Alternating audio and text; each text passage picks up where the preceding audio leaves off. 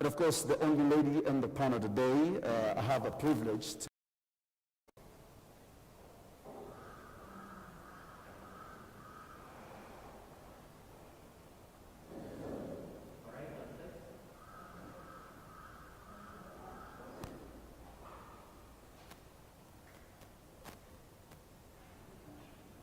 once again, we welcome all of you that have just joined us. This is another day where we are celebrating science and technology innovation right here in the Pearl of Africa, Uganda. My name is Big Sam.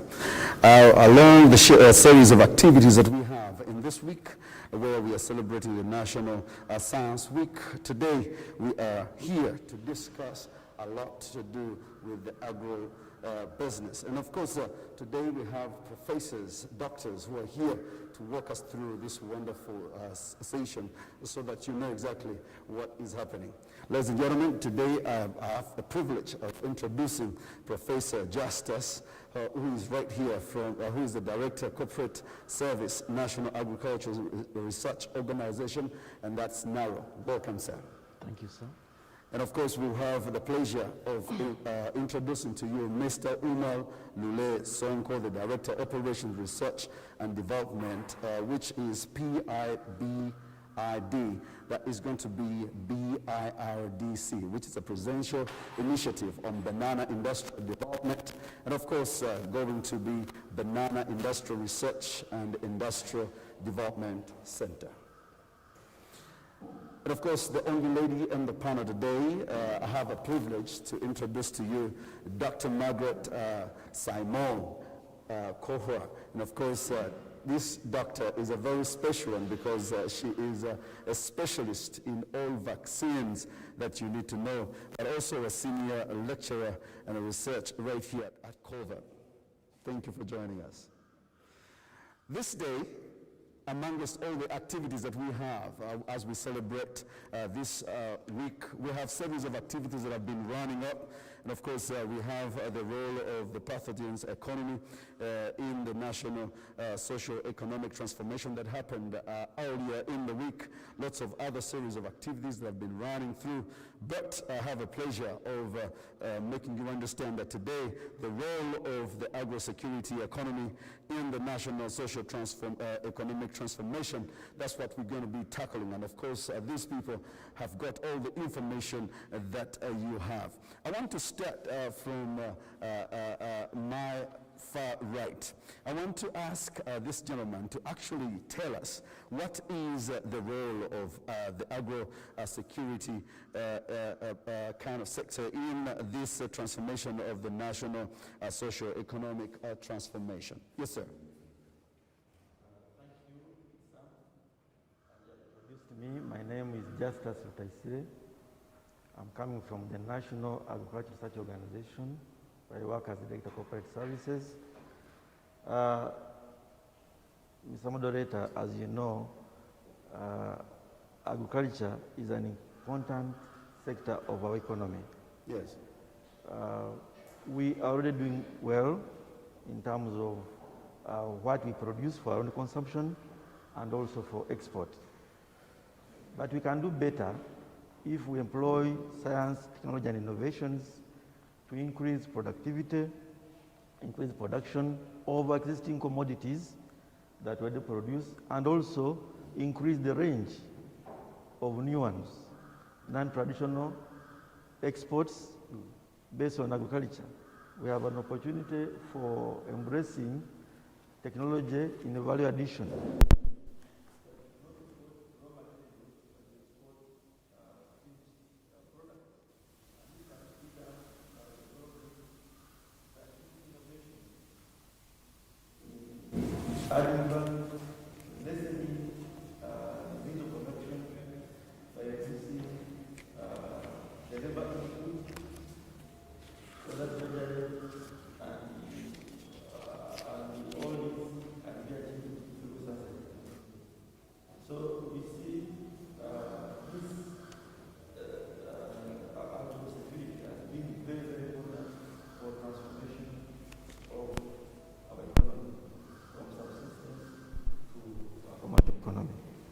This can be done not only by opening up new land, but in applying science and technology to increase productivity.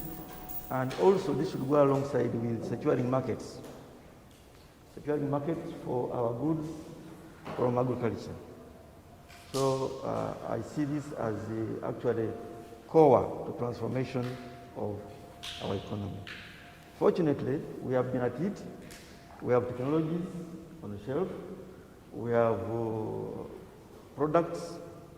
We have products that need just further refinement and also need uptake by the developed sector so that they can move from the shelves to supermarkets, where they can make real meaning. Thank you so much, Professor. I want to move on to Mr. Omar Lule Sonko. You have a very important office that runs the banana industry right here in Uganda. Actually, you are the Director of Operations and Research, but you have a very special place because the presidential initiative on banana industrial development, you are part, and you have done all the research. And now we're talking about agro-security. How do you embed that with the banana growing right here in Uganda? Because Uganda is a banana is a staple food for many Ugandans right here at home.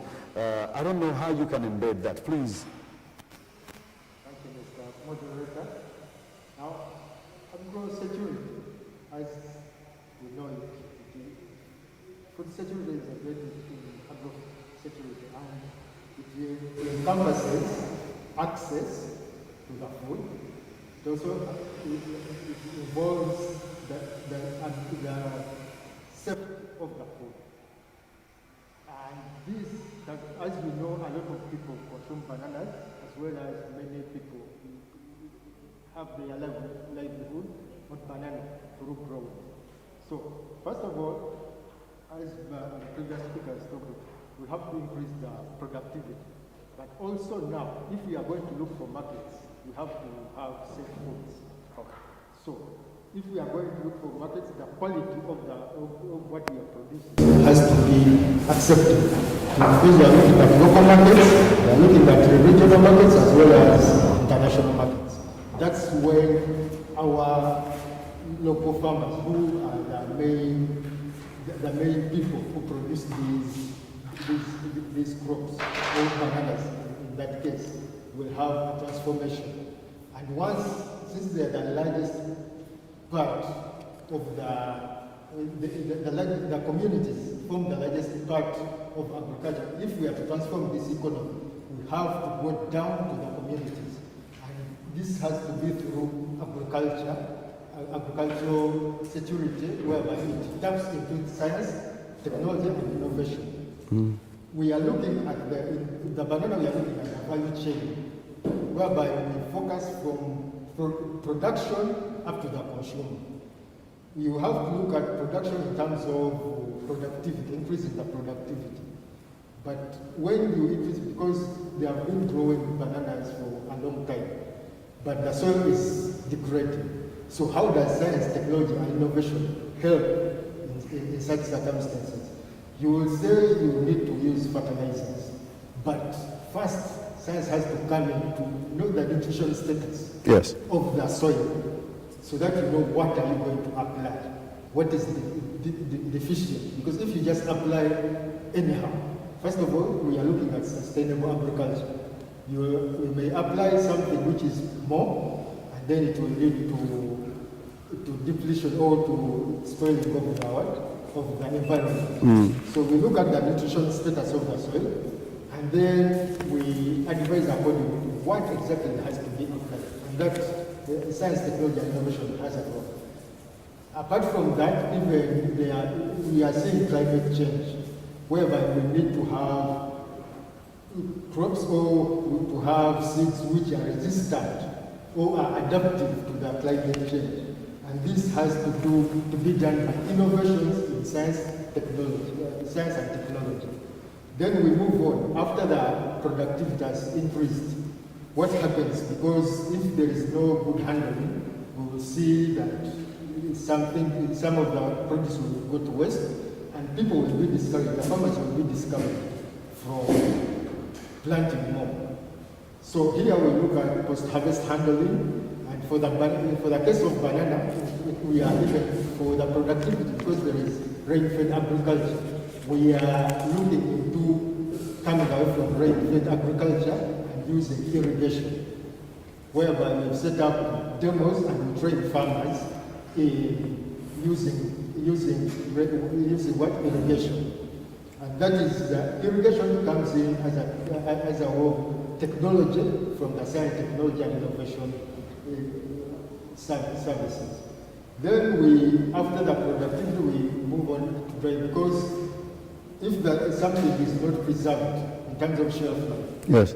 the farmer will even kneel for the buyer when he's seeing his banana is ripe, because the value is going to go down, or they cannot take it. But once you add value to it, you increase its shelf stability.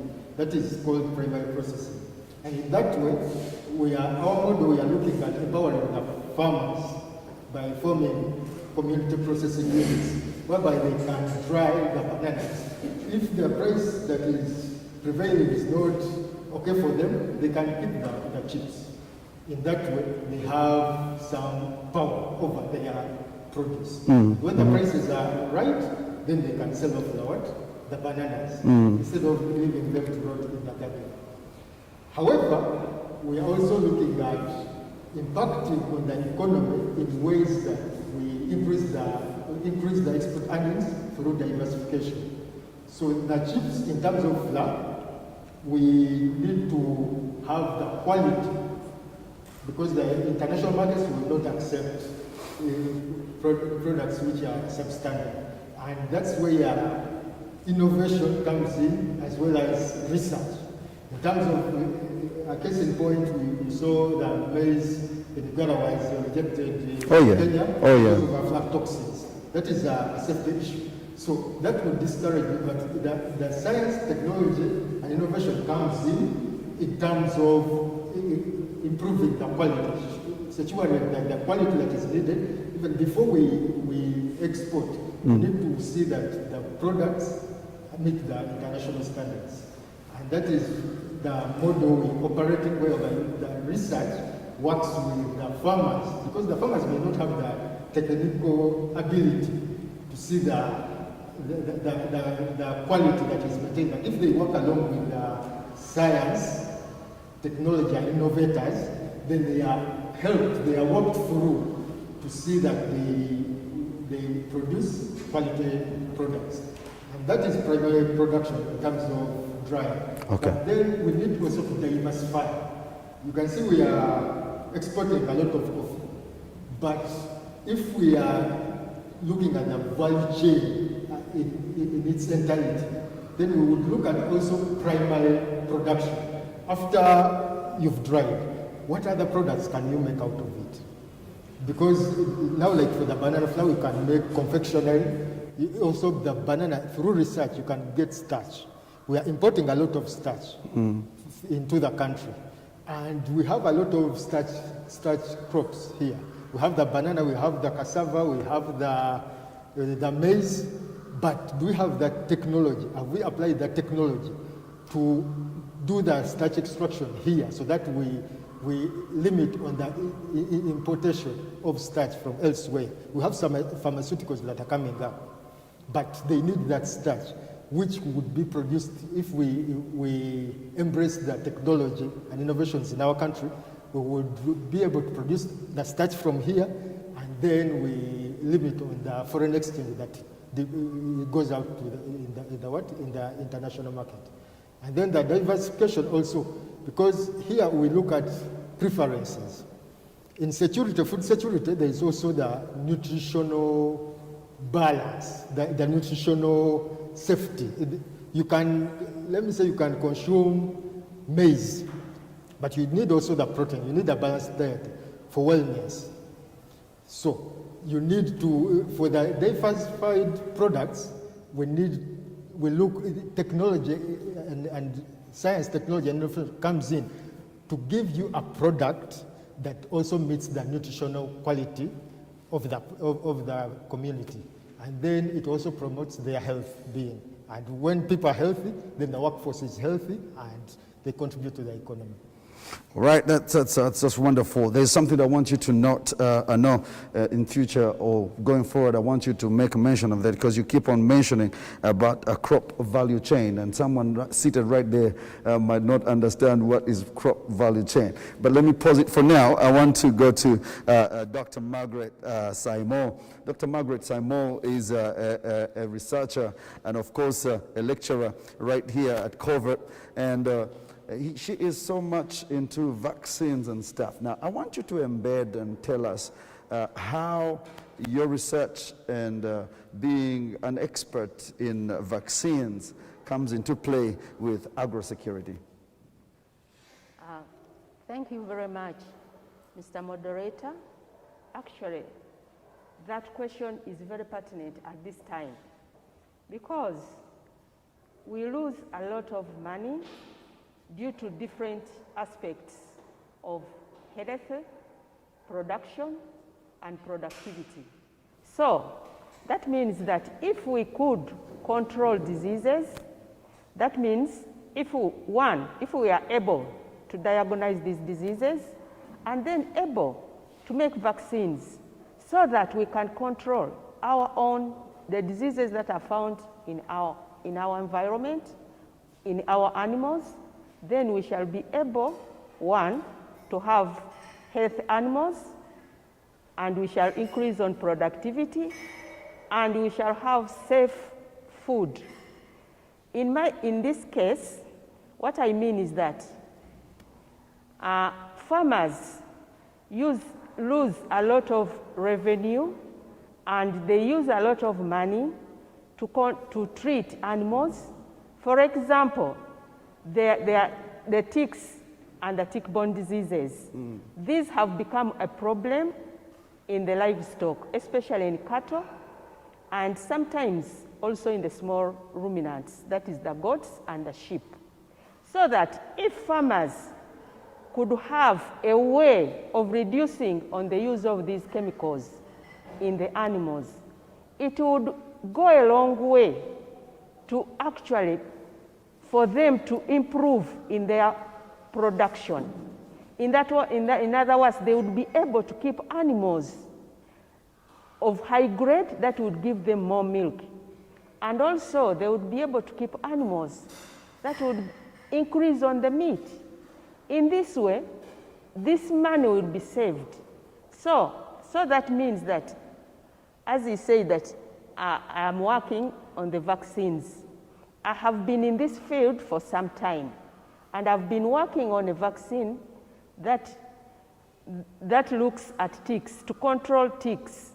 In other words, if you integrate this vaccine into the treatment and the control of ticks, farmers will be able to reduce on the amount of chemicals that they are using.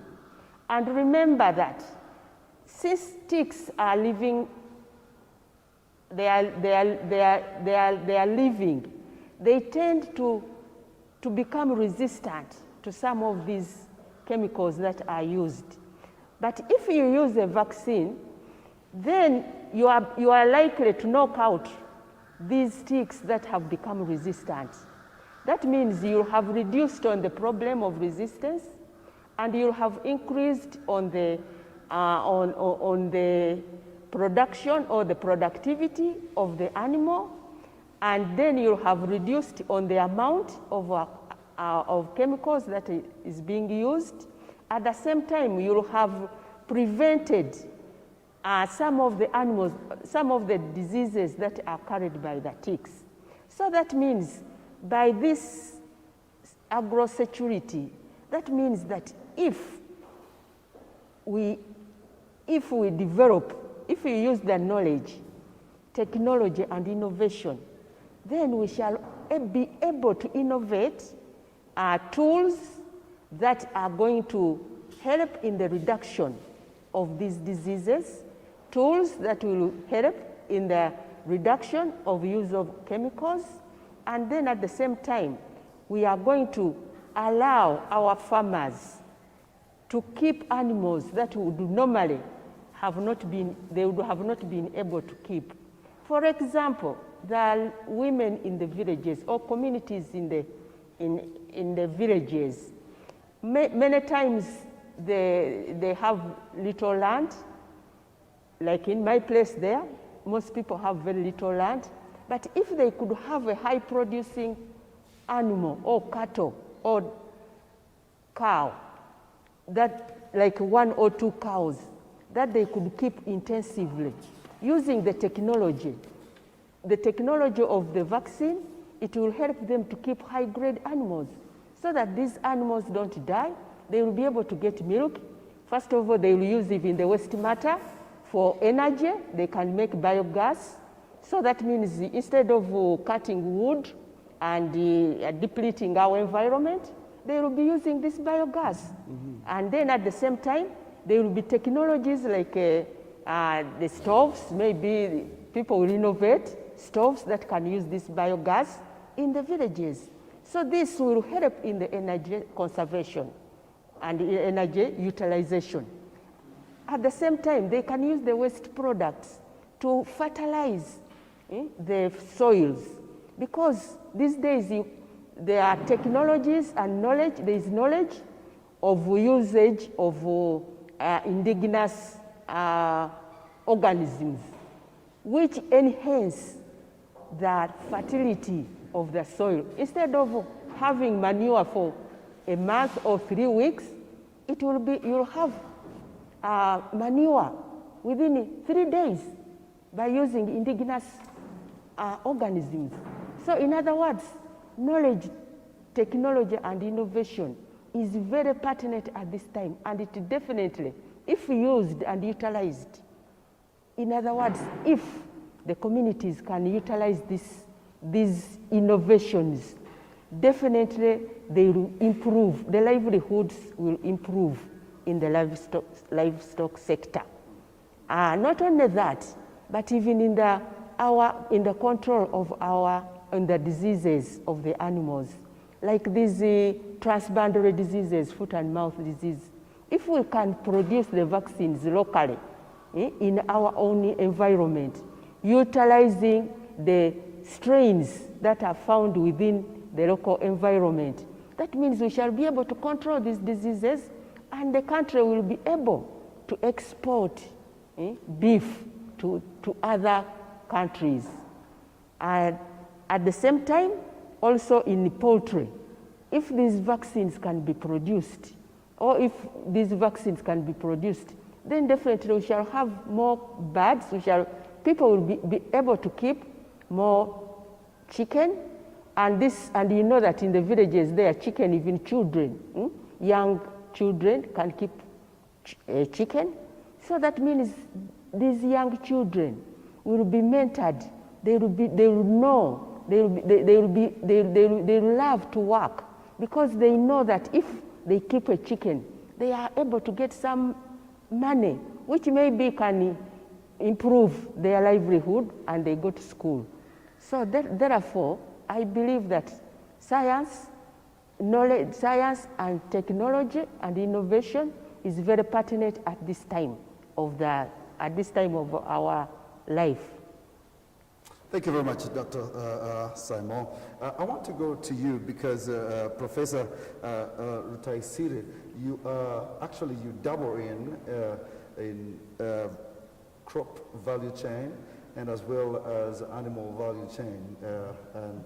But I want to ask a very, very serious question. What has gone wrong? Why do we have to invest in a lot of chemical and all this technology to grow crops and to rear animals? That was not the case before. You understand? Is it diseases that have become too much that were not existent before? What is going on? Thank you very much, Mr. Moderator. Definitely we are seeing emergence of some challenges, including diseases, including droughts, including floods due to climate change, and of course, the soils are getting poorer. So these are some of the challenges that we address in NARO. In NARO, which is a National Agriculture Research Organization, we undertake research in all aspects of agriculture, ranging from crops, livestock, fisheries, forestry, soils, markets, and cross-cutting issues. For all those challenges that are emerging, we also managed to come up with solutions which actually have helped. You recall at one time we had an outbreak of cassava mosaic virus disease, which almost decimated cassava in this country. But through our research, we were able to find solutions, and now cassava is back on the market and is actually an important commodity. Talking about cassava, we also do breeding. We have breeding tools, conventional breeding. And through that method, we can breed for food, we can breed for fast maturing varieties in case there is famine.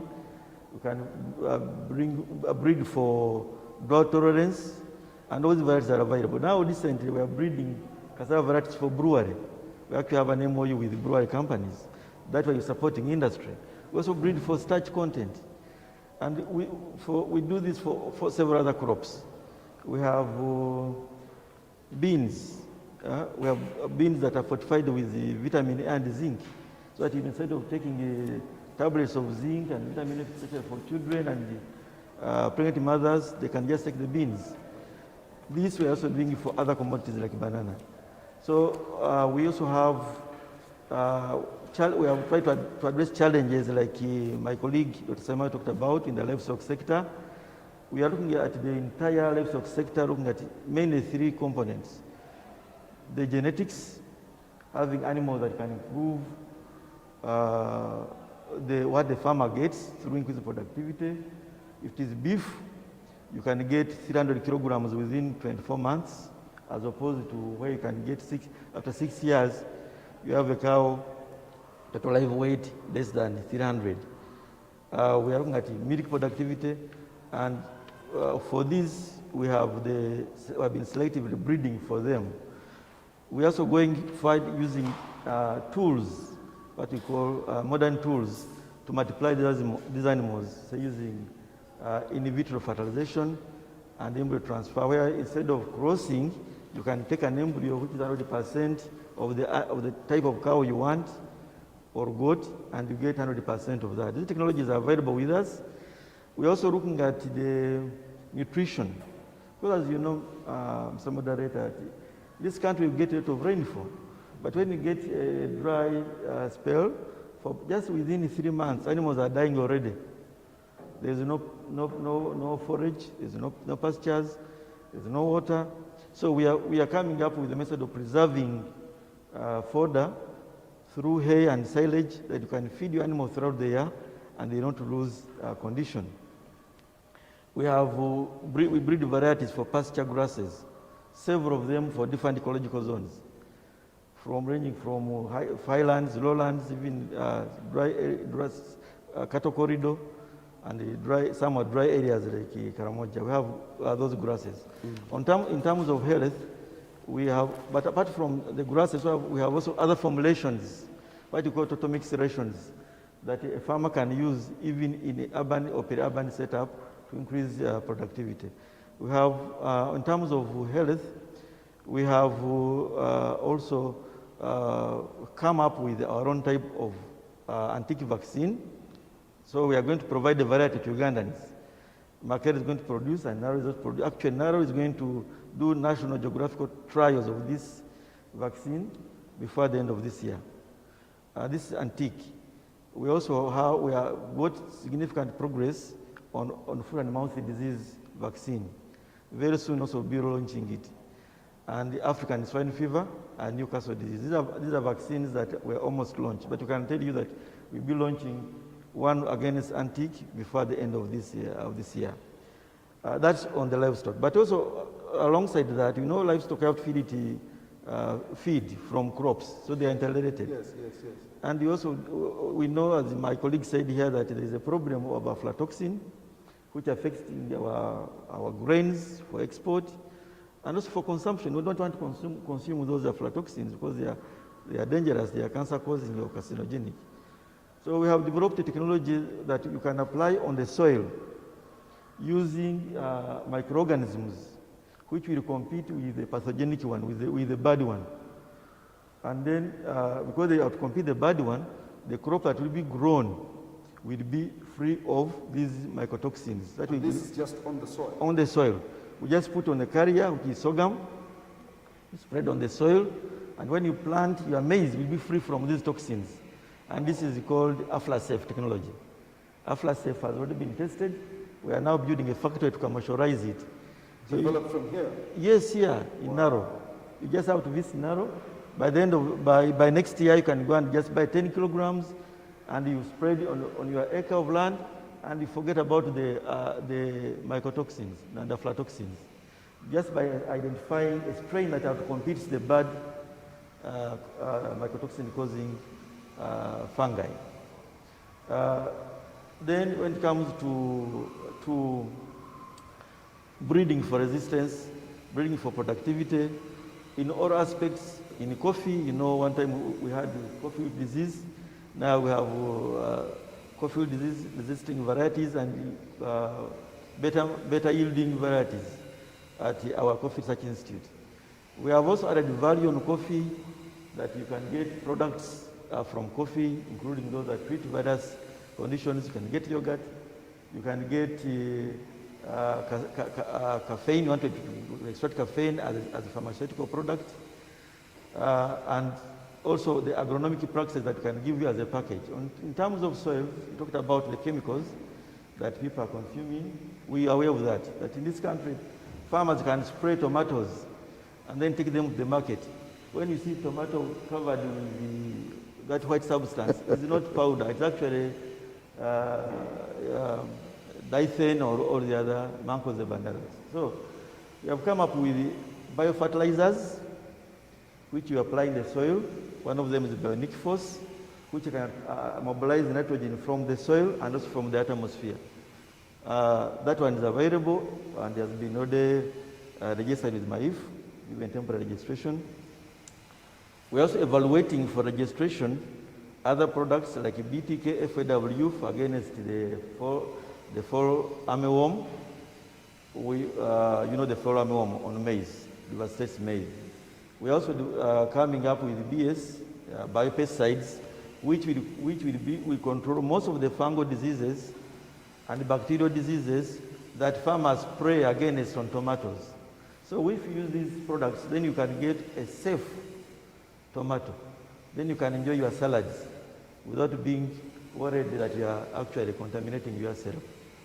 So by also using these biopesticides, we are avoiding increasing use of chemicals in the soil and also preserving the quality or the soils. And as you know, these chemicals sometimes get eroded into the environment and can cause challenges. But once you use the natural occurring, which is biofertilizers, then you protect the farmer and also protect the environment. Okay. On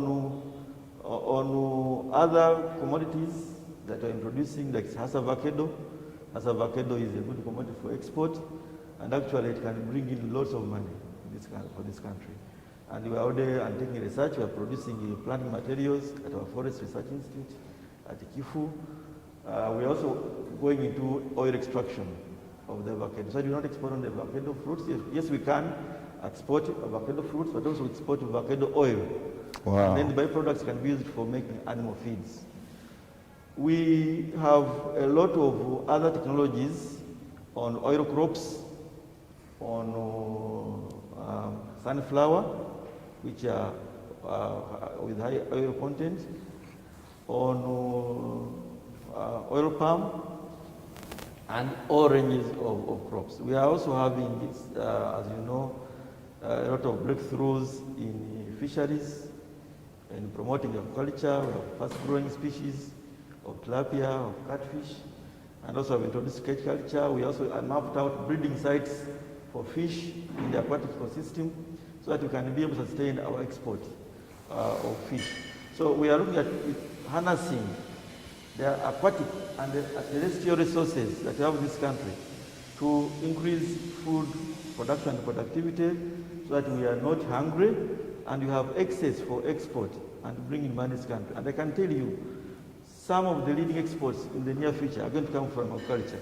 And Naro will be behind this because Naro has taken that decision and has made significant progress. All we need now, the stage we are going on, is to invite investors into these areas so that we can be able to hit the market and export and therefore support import substitution. As we have seen in coffee, and we also bring it in cocoa, and I think the range is quite big. Okay, Professor, I just love it the way that you've put it right, and I know that someone out there is getting the whole scenario and why STI, of course, which is an initiative backed by the Office of the President to make sure that someone out there, they get more, they have more to eat, they have more to save, and they have more in surplus to sell away. Now, here comes another, something that you need to think about. Is STI, or is there any help that is going to be given to a farmer after they have gotten this, everything in surplus, you know, and their stock is just right there? Are they going to have a market? Because we have a lot of our farmers who grow stuff and they don't have market for it. Yes. Can I say something about that, on what you've done about that? Yes. Yeah, we are aware of that. And some of our researches are geared towards post-harvest. Post-harvest or value addition of these crops. Yes. Just the other day, the minister was launching the fish killing. Because we know about 25% of the fish harvest is just wasted. And so this fish killing is able to smoke the fish according to WHO standards and can be exported. We have an agricultural engineering section at Namalere, which has come up with several equipment that can help in reducing some of these losses, including solar dryers for barley, solar dryers for pineapples, and other commodities, including cold chain preservation, especially for seed. We have this. And we're also looking at the practices that even a farmer can use. For example, for maize, we are coming with like the hermetic bags. Magic bags. Hermetic bags. Yes. Once you put your maize in these bags, then you forget about spoilage. So we are looking at, and then we have a lot of products that have come up from, say, cassava, from banana, from maize, including confectionaries, cereals for breakfast or for home consumption. So if these efforts are supported, then you would not be worried about loss at harvest, because we'll be able to increase the shelf life of these products. Okay. Similarly for milk, we have milk processing value chain that instead of, if farmers have too much milk, then you can process it, sell it as yogurt, sell it as the cheese, and we have gone further to fortify this milk with the, our such products so that it can also be medicinal. It's called nutraceuticals, which is also some of the products that we have in Naro. Okay, thank you. Yes, sir. You wanted to say something? About the farmer, once the productivity has increased, and there is value addition which is provided by the technology as well as innovation. So you talked about the markets. These innovations, they are captured and being able to, they first look what does the market need, and then they go around to satisfy the market. Because if you produce what you produce is not needed by the market, then that is where the failure comes. Now the technology, the science will tap into the market, what is exactly the problem. And the technology, science, and innovation, they come in to answer or to weed out the problem. And thereby, the farmers get market for their products. However, also, the farmer will not go ahead without value addition, which is in terms of industrialization, because it provides the food security as well as the safety aspects. And technology, science, and innovation comes in very much in providing the value addition that is needed. A case in point, let me give for the banana. We want to form drying units within the farmers, but you may say that there is no, if there is no electricity, what will happen? We are looking at having pills which are used to digest into biogas, and then they provide The banana pills. Yes, the banana peels. They provide the biogas, which then powers the dryers for the farmers to dry their bananas. That is already technology and an innovation. And then the effluent from the digesters is then used as fertilizers, which the farmers can return to their gardens. That is technology empowering the farmers. And then after that, a lot of products can come out of that. Just the banana itself, there are a lot of products. There is fiber. You can make cloth from the fiber. And you can't do that without science, technology, and innovation. You can have the cup parts, because we have a collaboration with some Belgian company, whereby the fiber, the tensile strength of the banana fiber is very good, and it can be used even in construction. There's no way you are going to get that without science, technology, and innovation. All right. Thank you so much. I want to ask you, Dr. Simon, with all this science, innovation, and technology that is involved, and you who is in line of vaccine, I just heard from Professor Justice saying there's now a chemical that you can put onto the ground, onto the soils, and your plants will grow very well. Don't you think we have a danger for humanity in the things that we're going to eat? Because if everything has to be given a vaccine or whatever, what's going to happen?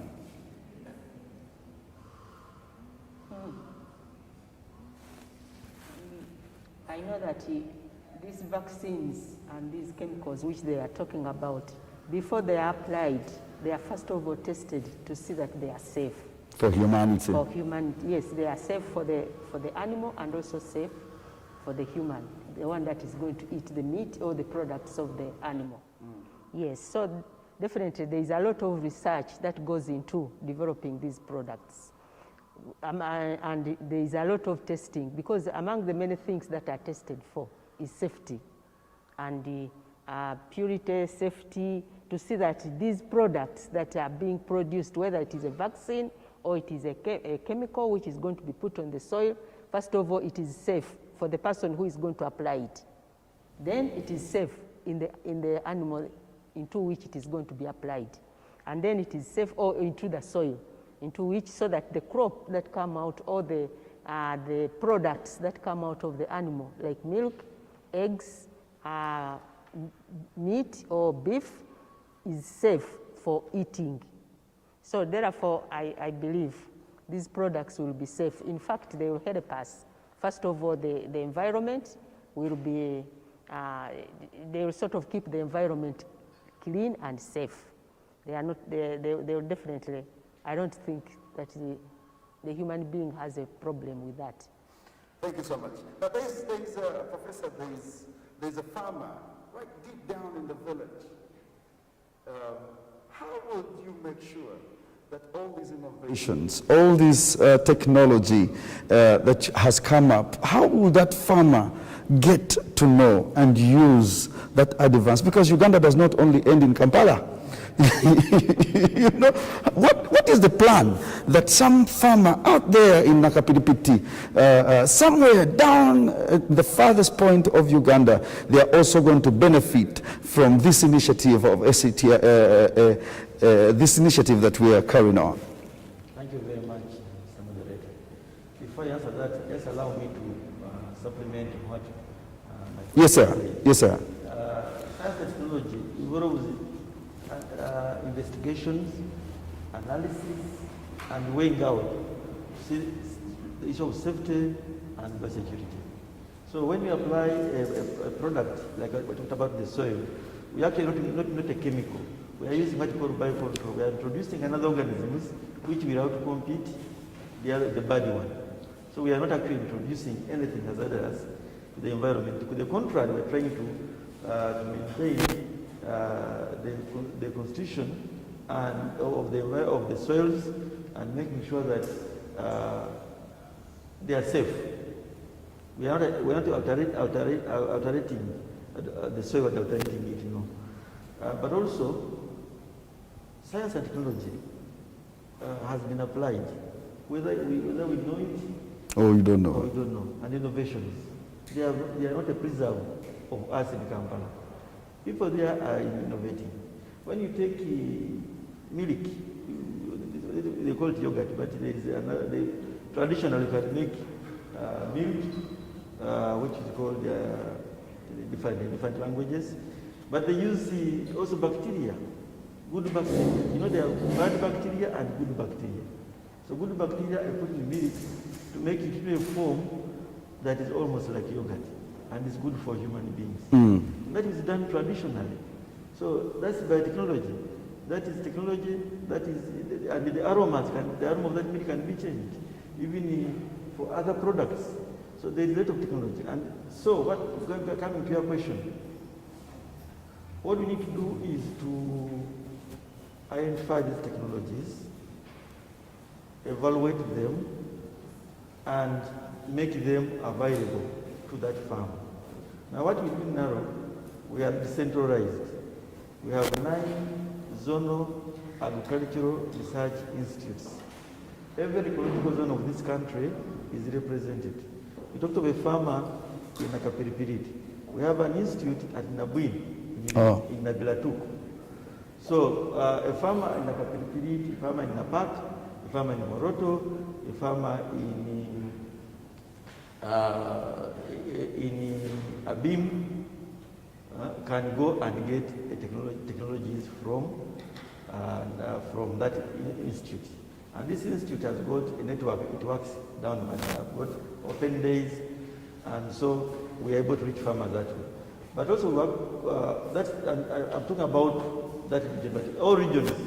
If you go to Mount Elgon, you have Ginyanya, we have in Mukono here for the Equatorial Crescent, we have in Marara, we have for the Ankole sub-region, we have in Kachwekano for the Figeza Islands, in Revitaba for the Rwenzori sub-region, in Ulindi for Alberta in Crescent, Alberta in Zone, we have in Ngeta for the Lango and Acholi sub-region, we have Abi for West Nile sub-region. So we are present in the entire country. But also work with partners, including NGOs, including local district governments and district production officers whom we work with. But increasingly now, we are realizing that we need also to reach out to the private sector, to bring in them early in our research, so they can be able to quickly lift these technologies, commercialize them, and make them available. Like if we work with a confectionery, and we breed for a confectionery company, and takes our banana, takes our maize, then that maize will quickly reach everyone and will be in the supermarket. This we are already is in pipeline for the vaccines. For the other products we have, like for livestock, we already have what we call the zero waste, whereby there's more value in cow dung than the milk. Yes. And we are producing biogas and also using it to produce electricity, which is running some of our centers. So we'd like somebody to come and take up the embryos, take up the vaccines. We just maintain our visibility, maybe through labeling and packaging, and also we collect some royalties. That we shall reach everyone. Okay. How do we get this? We have a lot of youth, and we so believe that this is a youthful generation. When we talk about agro-business, you find old people who want to go in agriculture, old people who want to go into rearing animals. How are we going to entice the youth? to be part of this? Because Uganda is actually an agricultural country. How do we get the youth on board? Do you have something in mind that you have to entice the youth to get into agriculture? Yes, sir. Thank you, Mr. Moderator. I think the youth, where they find money, when the money in something is bringing money, they will definitely come. Okay. And an example is in the music industry.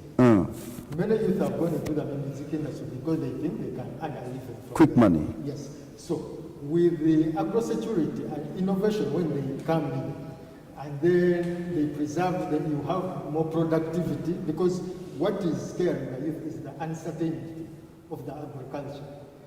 This time it may come, you have a higher production, then you don't have where to sell them. But when markets are guaranteed and then there is value addition in terms of technologies, increasing the shelf life, having variety of products, definitely the youth will move in because it will be more earning.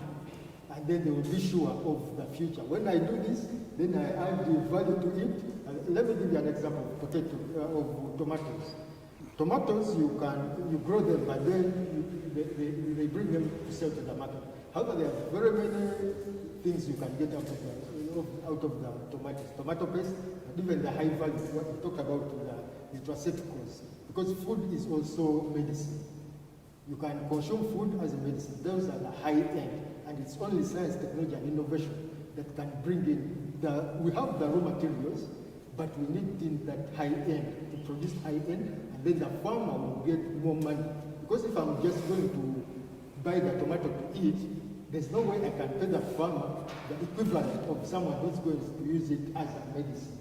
So when we have high end products through technology, science, and innovation, then it will be more rewarding to be in agriculture. And I think the youth will move in agriculture. Thank you. And also, yes. Okay. Yes, ma'am. Yes, and also by involving them into the research.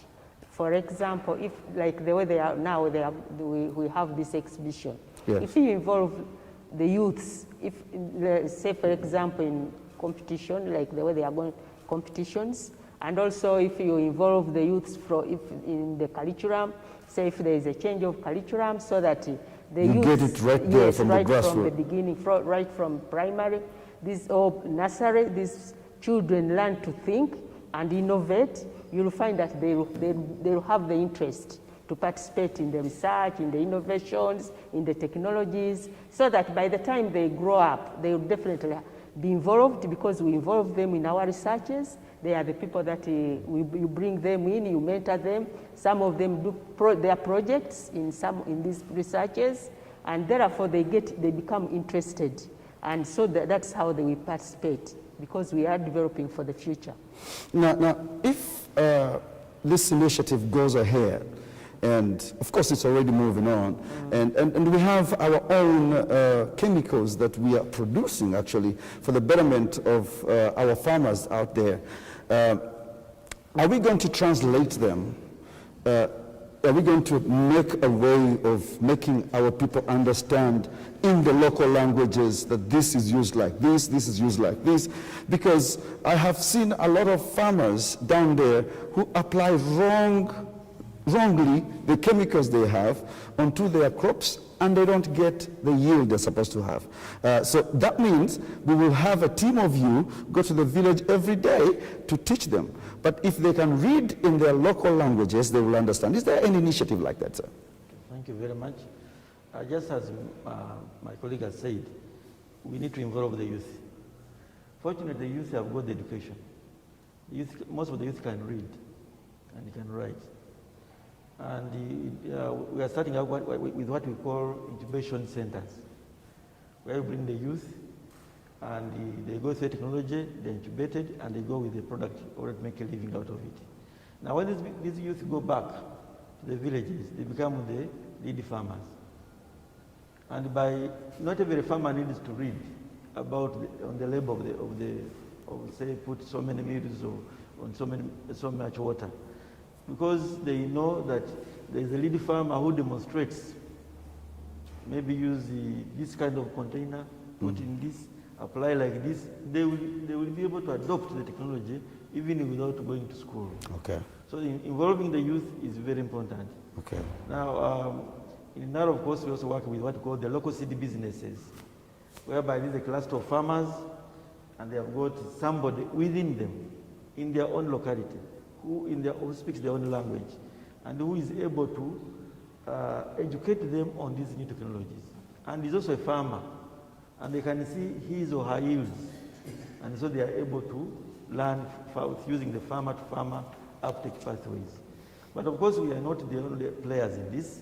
We have other partners. We have the Ministry of Agriculture with the Department of Extension. We have NADS, we have NGOs, and we have all the leadership that we want to work with to make sure that our people adopt the technologies. I want to tell you that if we do not adopt science, technology, innovations in agriculture, then we would be in the past. And the land will not be able to sustain us. But if we adopt science, technology, and the innovation that's available to us, then we will be able to increase our productivity, in quantity, and also the value of what we produce. Value that conforms to international standards, that you can better export and earn money and have a better life. Yes, and especially if these technologies, they are incorporated in the IT. You know, youths like IT very much. Phones, they are always on the phones. So these. So we get apps. Apps. Okay. Yes. Okay. So like as long as there are these innovations in the apps that can be used locally, so you find that the youths definitely will take up these technologies. Well, I want to thank you so much for being part of this wonderful broadcast that we've just done today. But I want to ask you one more last question, and it's the same question for all of you. Where do you see Uganda with this innovation? Our STI, OP involved, and the president pushing so much that we get our own and we get there. Where do you see Uganda in the next 5 years? I see Uganda as a better country than it is now. If we involve and adopt and invest in STI, we will be able to feed our own population, we will be able to have a healthy population, we will be able to earn foreign exchange, and we will be able to support agriculture will be able to support other sectors of the economy through the increased earning from exports. Thank you. We have a lot at our disposal. We just have to go systematically. We need to invest, and this investment should not be short-term. It should be short, medium to long-term, but sustained investment for a number of years. You cannot say develop a variety in 1 year and export it. You need that process to be supported.